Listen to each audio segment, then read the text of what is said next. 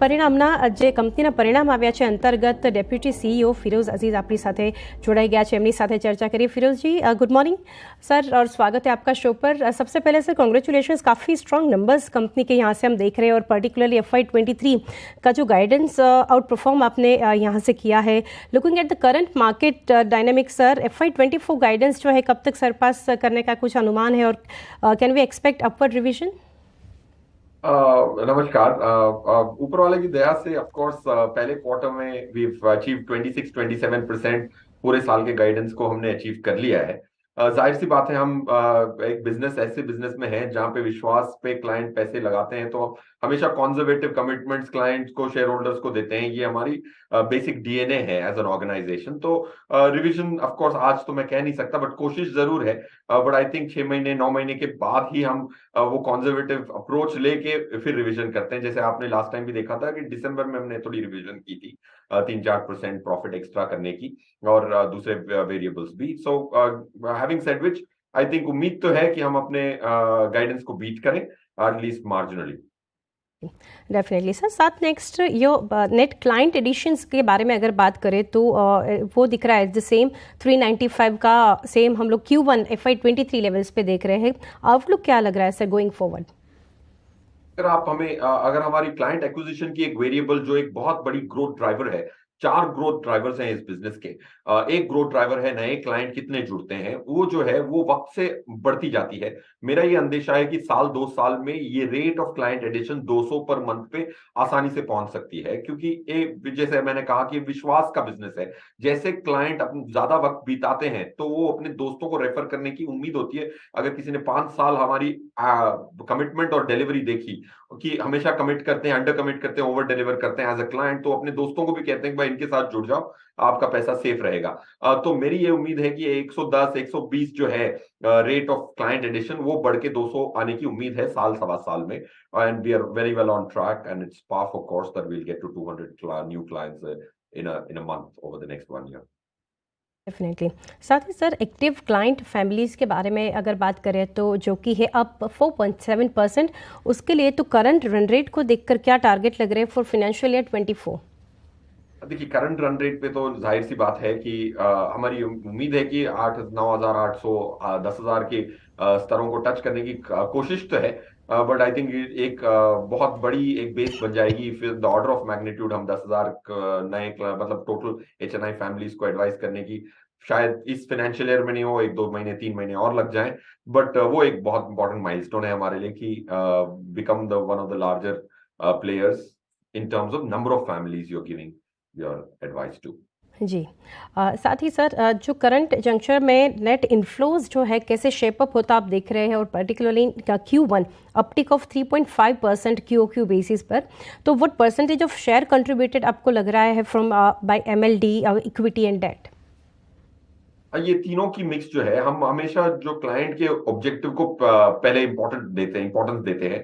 तो 12-13-14% की returns overall portfolio पे ये उम्मीद जगाते हैं क्लाइंट के, और वो डिलीवर करने की कोशिश करते हैं। तो एक मिक्स हम मैथमेटिकली अराइव करते हैं। तो मेरे हिसाब से प्रोपोर्शंस चेंज नहीं होंगे, क्योंकि जो भी 100 रुपया आता है वो इसी मात्रा में 50% करीबन इक्विटी म्यूचुअल फंड में जाता है, 30% स्ट्रक्चर प्रोडक्ट में, और 15-20% डेट म्यूचुअल फंड में जाता है। ये मिक्स मेरे हिसाब से बरकरार रहेगा, बिकॉज क्लाइंट हमसे एक प्रोडक्ट नहीं खरीदते, एक पोर्टफोलियो डिजाइन करवाते हैं, और पोर्टफोलियो की मात्रा जब तक हम चेंज नहीं करते तो एलोकेशंस चेंज नहीं होती। हम प्रोडक्ट सेलर नहीं है, हम एक पोर्टफोलियो कंस्ट्रक्ट करके पोर्टफोलियो बेचते हैं हमारे क्लाइंट को, ताकि उनके ऑब्जेक्टिव्स पूरे हो सकें।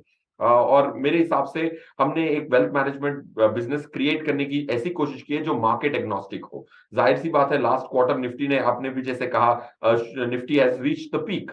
बट आपने देखा होगा, अगर कोई भी शेयर होल्डर है, ये जहन में रखना बहुत ज्यादा जरूरी है कि हम एक market agnostic wealth management outfit create करने की कोशिश कर रहे हैं। जैसे 1.5-2 साल हमारी लिस्टिंग को हो गए, बहुत सारे क्वार्टर्स मार्केट खराब थी, बट हमारा प्रदर्शन ठीक ठाक था। So that's the key objective कि हम लॉन्ग टर्म क्लाइंटों के पैसे मैनेज करें 10 साल 15 साल के। तो मार्केट के उतार चढ़ाव से हमारी रेवेन्यूज पे और क्लाइंट के एक्शंस पे ज्यादा फर्क नहीं पड़ना चाहिए, क्योंकि 8,700 फैमिलीज जो हैं वो लॉन्ग टर्म इन्वेस्टर्स हैं। हम शॉर्ट टर्म इन्वेस्टर को ऑनबोर्ड ही नहीं करते। जी सर, डेफिनेटली। साथ ही साथ जैसे अपने न्यू हाइस के बारे में हम बात कर रहे हैं, जबकि मार्केट को हम देख रहे हैं एवरीडे कुछ नए लेवल्स वॉलेटिलिटी मार्केट में देखने को मिल रही है, तो आपका व्यू क्या है across asset classes and what are you picking up from your clients? हमारी देखिए वॉलेटिलिटी जो है वॉलेटिलिटी इतनी ज्यादा नहीं है। ये पहली बार ऐसा मैं भी देख रहा हूं अपने 18 साल के करियर में। एक साल की जो रियलाइज वॉलेटिलिटी है जिसका आंकड़ा बनता है, realise volatility is nothing but realise standard deviation, वो S&P 500 से कम है निफ्टी। माना की वॉलेटिलिटी है but relatively India has become one of very very safe market. Point one. Point two, अब आपका जो प्रश्न है कि कहाँ हम लगता है कि क्या एसेट क्लासेस में पैसे बनेंगे, हमारा ये अंदेशा है कि इक्विटी मार्केट्स में median plus return, median Nifty की मीडियन रिटर्न है 11%, मीन रिटर्न है 14%। अगले 5, 10, 15 सालों के लिए निफ्टी की median return I think is protected. जिस जिस स्थिति में हम हैं, इकोनॉमिक स्थिति में और कॉर्पोरेट अर्निंग की स्थिति में, 5, 10 साल के लिए निफ्टी मीडियन रिटर्न देगी कि नहीं, ये प्रश्न का उत्तर मेरे हिसाब से 95% प्रोबेबिलिटी है कि मीडियन रिटर्न प्लस आए निफ्टी के। That's point one. Real estate हम बुलिश नहीं है, 10 साल पहले भी हम बुलिश नहीं थे, 8 साल से हम नेगेटिव हैं। हमने अपना एक रियल एस्टेट फंड भी पहले क्लोज कर दिया क्योंकि हमारी रियल एस्टेट व्यू नेगेटिव थी।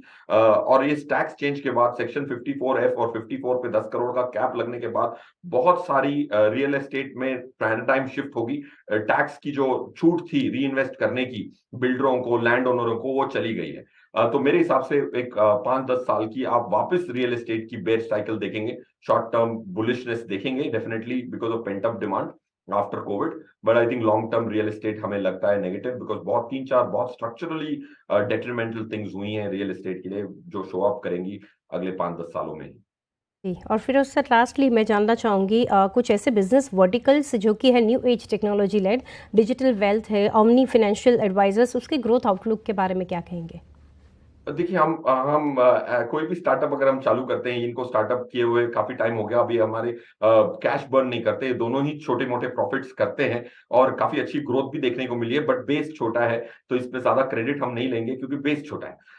बट हमारा ये मानना है कि कोई भी न्यू एज बिजनेस को प्रूफ ऑफ कॉन्सेप्ट पहले करना पड़ता है, फिर उसके बाद उसको एक्सट्रापोलेट करके बड़ी स्केल पे करना पड़ता है, फिर वैल्यू अनलॉकिंग होती है। तो मेरे हिसाब से इनकी ग्रोथ प्रोस्पेक्ट्स 30-35% हो सकती हैं given the smaller base they operate in.